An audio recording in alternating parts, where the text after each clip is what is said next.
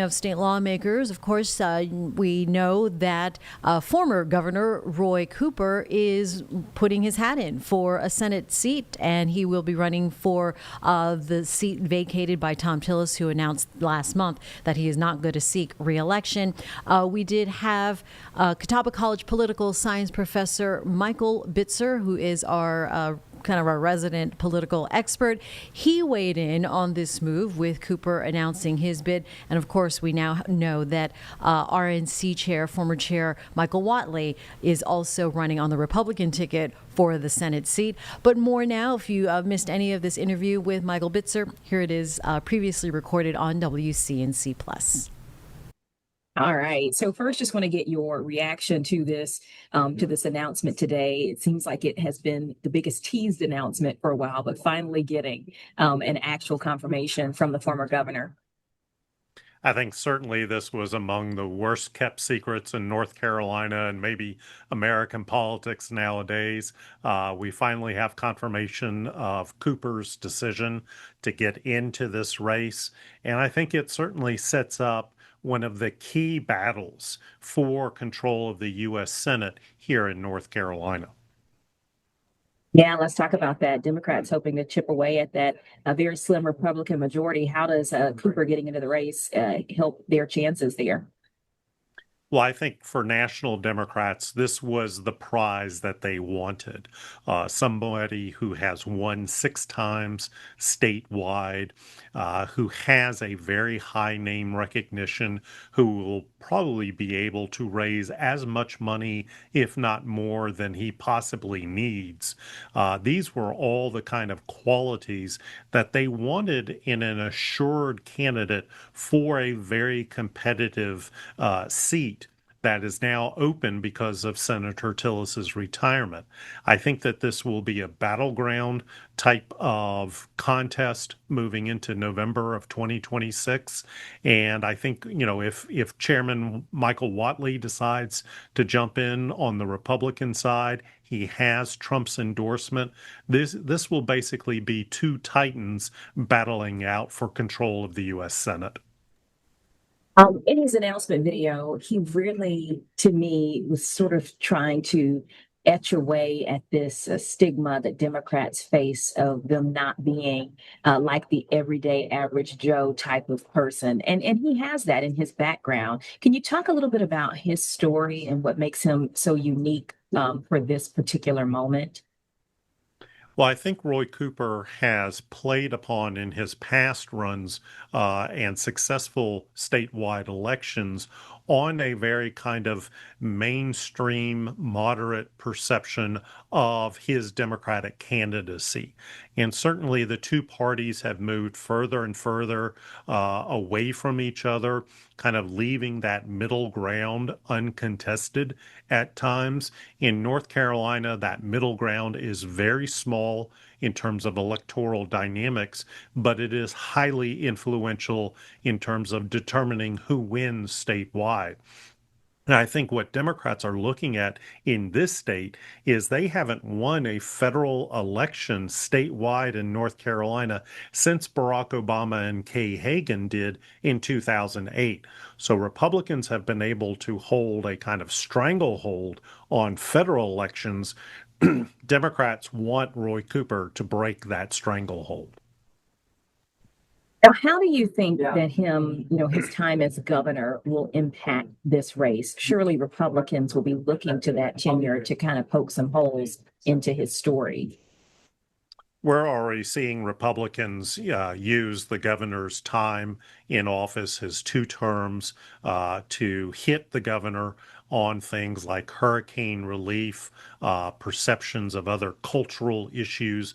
So I imagine that this particular race will be one of the most negative campaigns run. Advertisements will flow freely into North Carolina over the next year and a half.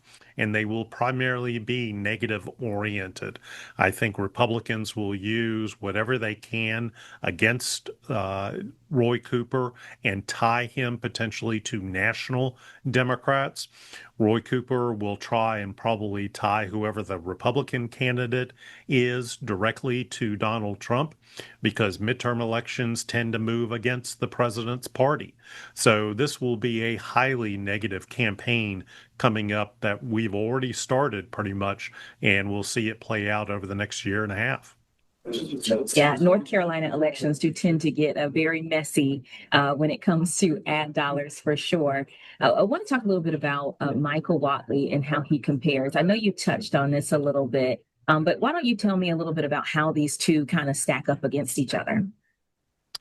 Well, I think for Republicans, if he decides to get into the race, Michael Whatley already has a major accomplishment behind him, and that is the support of President Donald Trump.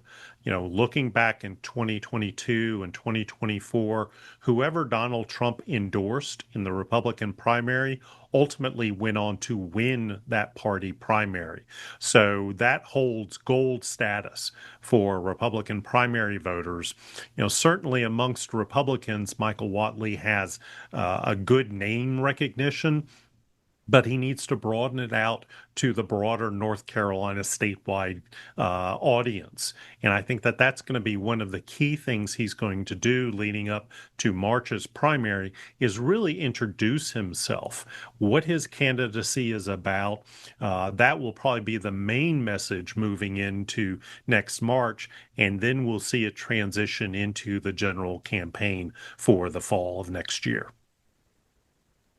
I want to get your opinion as we talk about how the Democratic Party is working to sort of reshape their identity after the loss that they experienced with Vice President Kamala Harris.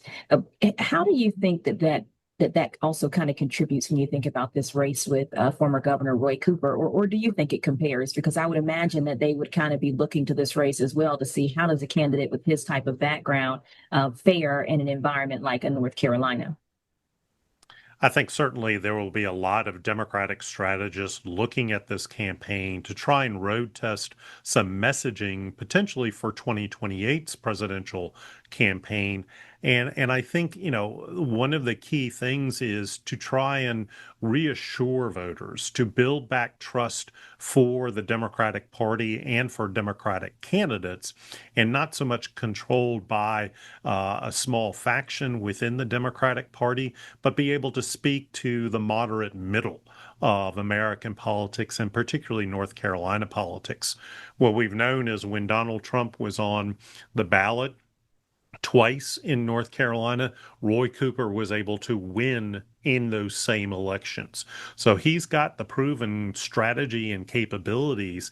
We'll have to see if anything has shifted within the electorate next year. But my expectation would be Democrats will be looking at this to kind of reposition, to reframe, to develop a more broad messaging capabilities that could speak beyond what they saw in 2024. The governor, or the former governor rather, he always talks about how he has only wanted to serve his home state of North Carolina, but we all know that he has had some political interests at higher levels, certainly potentially had the opportunity to be vice president. How do you think that this all lines up to his potentially greater goal of becoming president of the United States one day?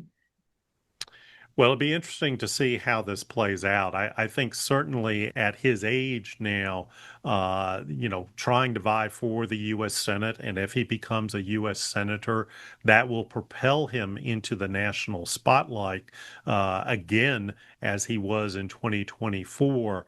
We'll have to see what the Democratic Party's resilience is to older candidates versus a kind of generational shift going on. You know, my expectation would be they probably won't go older. They'll probably go more middle age in terms of a candidate for 2028.